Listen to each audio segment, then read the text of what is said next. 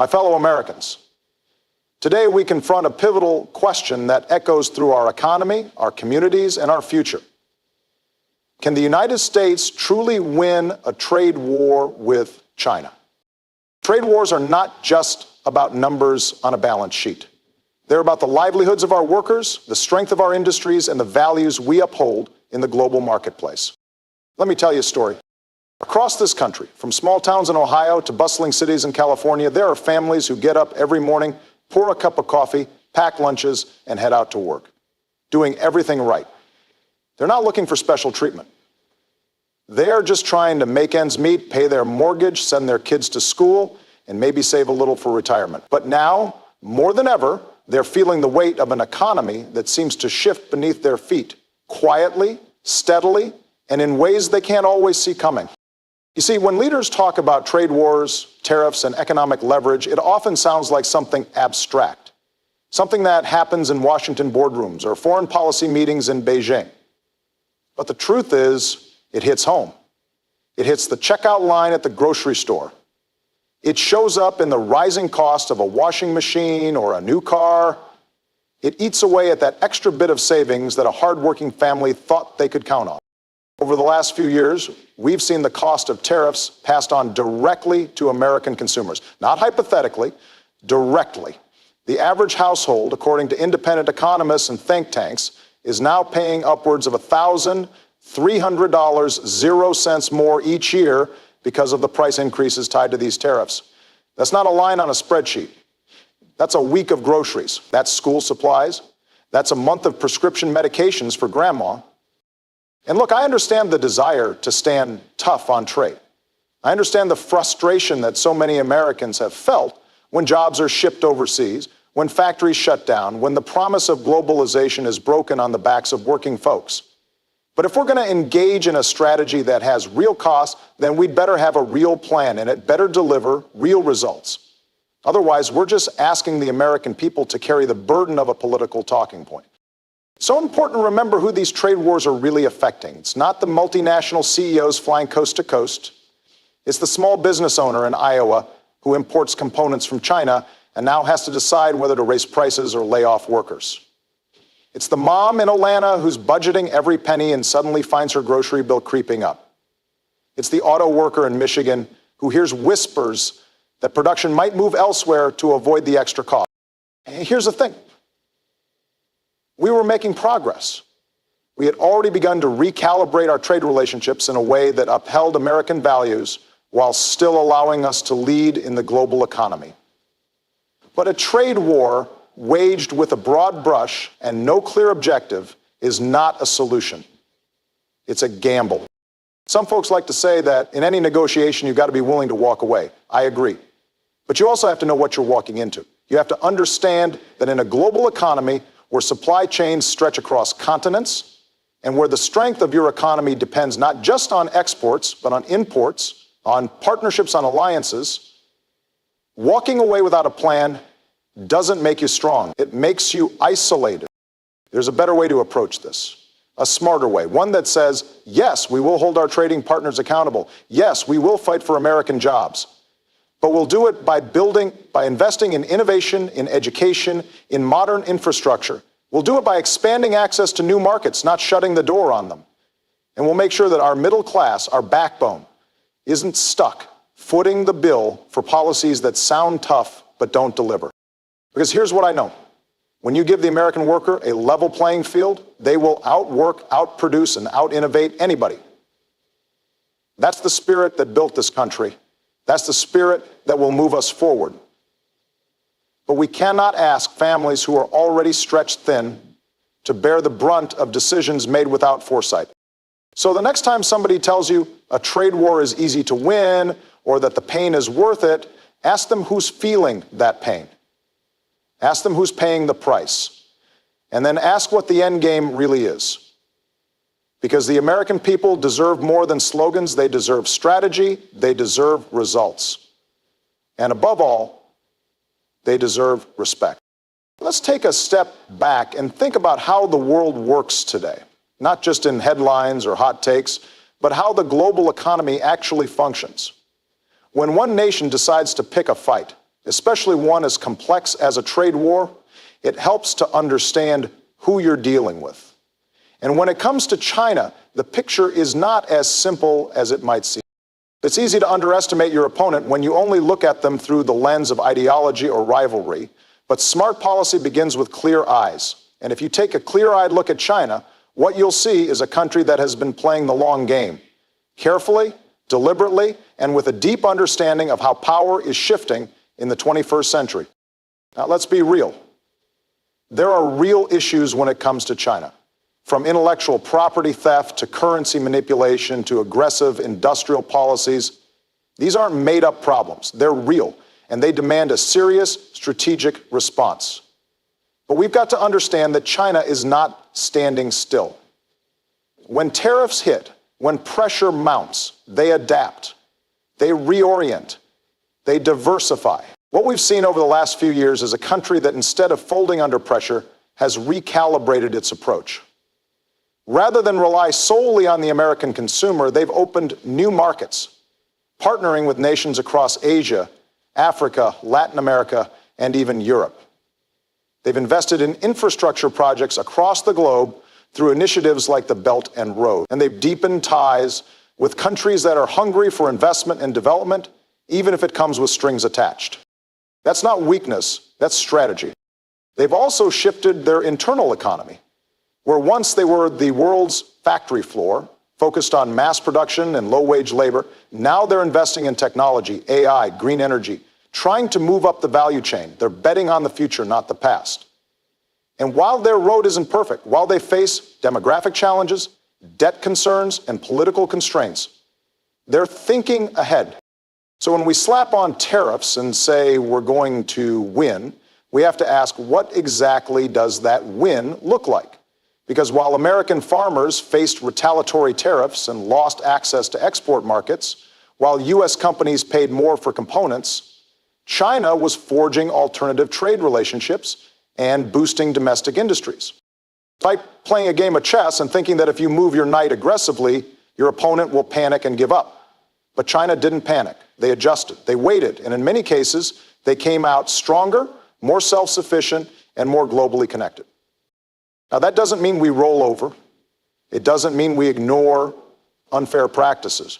But it does mean we have to be smarter. It means building coalitions, because one-on-one, it's a brawl. But when we work with our allies in Europe, in Asia, when we coordinate standards, pool leverage, and bring collective pressure, that's how we influence outcomes. That's how we shape the playing field. Because China's strength isn't just in factories or exports, it's in patience. It's in being willing to wait out short-term noise and focus on long-term influence. While we debate the politics of the week, they're planning for the next decade. And if we're not doing the same, if we're not investing in education, in research, in next-generation industries, then we're not playing the same game. This isn't about being afraid, it's about being prepared. Leadership isn't about shouting the loudest. It's about seeing the whole board, anticipating moves, and rallying others to your side. And right now, we need a strategy that doesn't just provoke headlines, but produces results. Because here's what I know.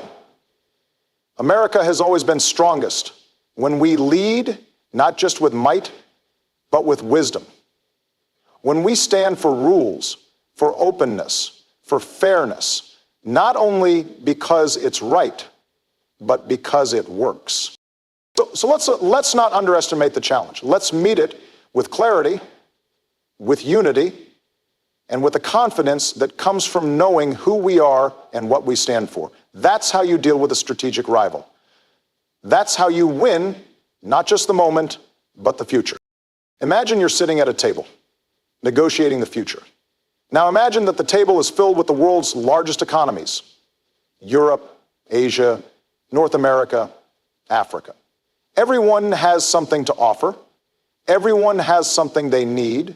And if you walk away from that table, if you isolate yourself, those conversations don't stop. They just happen without you. That's what happens when you treat trade like a zero-sum game. That's what happens when you believe that winning means someone else has to lose. Because in today's world, where economies are deeply intertwined, where technology and innovation move faster than legislation. Turning your back on global alliances isn't strength. It's surrendering influence. It's giving up your seat. The truth is, global trade alliances are not just economic agreements. They're expressions of trust. They say, we believe in rules. We believe in fair play. We believe that when countries work together, everyone benefits. And when the United States built these alliances, when we forged deals with our neighbors, with our allies across the Atlantic, with nations across the Pacific, it wasn't just about boosting GDP. It was about shaping the global order in a way that reflects our values. Because if we're not leading those alliances, someone else will. And guess who's already raising their hand? Over the last few years, while we've been busy tearing up trade agreements and threatening tariffs, other countries have been building bridges. China has stepped up its investment in Latin America, in Africa, in Southeast Asia. They've signed regional trade deals. They've launched infrastructure initiatives. They're writing the rules while we're arguing over whether to even be in the room. When we pulled out of the Trans-Pacific Partnership, it didn't stop. It went on without us. And in doing so, we lost our ability to shape labor standards, environmental protections, digital trade norms, all of it. The very things we claim to care about, we gave up leverage to influence. That's not strategic, that's short-sighted. And let's be clear, these alliances aren't just about money. They're about stability, they're about peace. Countries that trade together are less likely to fight each other. They're more likely to cooperate on everything from security to climate change to public health. When we show up, when we lead, we don't just open new markets for American goods. We reinforce a world that is safer, more predictable, and more just. Now, nobody's saying we shouldn't renegotiate deals if they're unfair. We absolutely should. But we have to do it from a position of strength. And strength comes not just from having the largest economy, but from having the respect of your partners. It comes from consistency, from diplomacy, from the willingness to listen as well as lead. You can't bully your way into a good trade deal. You can't insult your allies on Monday and expect them to back you up on Friday. You build alliances by keeping your word, by showing up, by solving problems together. That's how we built the post-war order. That's how we created decades of prosperity. And that's how we can win the future if we're willing to lead again. We have an opportunity right now to rejoin the global conversation, to sit back down at the table, to modernize our trade relationships, not based on fear, but based on our strengths, our innovation, our workers, our values. And to do that, we need to stop pretending that isolation is power. It's not. Engagement is power, partnership is power, unity is power. The American worker can compete with anyone, anywhere, if we give them a fair shot. And part of that fair shot means ensuring that the rules are written with us in mind, not around us. That the institutions that guide global commerce reflect the dignity of work, the urgency of sustainability, and the promise of shared progress. That's the kind of leadership the world remembers. That's the kind of leadership America is known for. And that's the kind of leadership we need, again, not just for the economy, but for the soul of this nation. So let's get back in the game. Let's stop sitting on the sidelines. Let's shape the future together. Because the world isn't waiting, and neither should we. You know, when folks talk about bringing jobs back, about restoring manufacturing here at home, it strikes a deep chord, and rightly so. Because for generations, manufacturing wasn't just about goods rolling off an assembly line. It was about pride. It was about a father teaching his daughter how to weld, a mother showing her son the machine she operated for 20 years. It was about neighborhoods built around factories, about steady paychecks and union halls, and the dignity of work. But the story didn't stop there. As the global economy expanded, those supply chains, once simple, once local, became vast, complex, and global. And that's not some conspiracy. It's the result of technological change, of economic forces that have been in motion for decades. Parts for a car built in Michigan might come from 3 different continents. A smartphone assembled in Asia includes components designed in California, mined in Africa, and manufactured in Germany. And so when people say, why don't we just bring it all back? I understand the sentiment, but here's the reality. Rebuilding an entire industrial supply chain overnight is not like flipping a switch. It's not about waving a flag and demanding things be made here again. It's about serious planning, serious investment, and serious time. You can't just wish a factory into existence. You need trained workers. You need infrastructure. You need supply networks. You need demand. And you need to understand that the reason companies went abroad wasn't just cheap labor. It was access to raw materials, to specialized tools, to faster production timelines. It was scale. Now, that doesn't mean we surrender to the status quo, not at all. In fact, we should be doing more to bring manufacturing back, but we have to be smart about it. We need to invest in advanced manufacturing, in clean energy tech, in semiconductors. We need to support small and mid-sized manufacturers, giving them the tools to compete in a global market, not just survive. But we also need to face the facts. If we throw tariffs around without a plan, thinking that will magically reshore factories, what we end up doing is raising costs for the very people we say we're trying to help. When you increase the price of steel and aluminum, American automakers don't just absorb the cost, they pass it on. When companies face higher input prices, they slow hiring, they freeze wages. Some of them move even more production overseas to cut losses. And then there's the ripple effect, because it's not just one factory, it's the web of suppliers that factory depends on. It's the truck driver who delivers the goods, the diner where workers eat lunch, the schools that rely on local taxes. You disrupt the chain, you disrupt the community. So the question isn't, can we bring manufacturing back? The question is, how do we build a system that works for the 21st century? A system that uses new technology, a system that strengthens regional supply chains, a system that ensures national security. Because yes, there are some industries like medical supplies and microchips that we cannot afford to outsource. But that means strategic planning. That means working with allies to develop redundancy, resilience, and responsiveness, not just raising walls and hoping for the best. And look, no one's pretending this is easy. But real leadership doesn't chase headlines. It doesn't lean on nostalgia.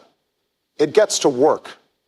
It brings folks to the table, businesses, labor, educators, communities, and says, let's figure this out together. So that's why economic leadership requires more than slogans. It requires a strategy, one that invests in workers, not just walls, one that builds alliances, not isolation, one that looks out not just for today's voter, but for tomorrow's citizen. We should be asking, are our policies setting us up to lead in the 21st century? Are we preparing our workforce, supporting our businesses, and working with our partners to shape a global economy that reflects our values? Or are we retreating, shrinking, putting our heads down while the rest of the world moves on? Because here's the truth. America's greatest economic strength has never come from turning inward. It's come from our dynamism, our openness, our willingness to adapt and lead. We've always been at our best when we look forward, when we innovate, when we reach across borders, not just to trade, but to learn, to grow, to compete with confidence. We absolutely have not wavered if we understand modern technology and the jobs that it's going to be constructed within the next 10 years.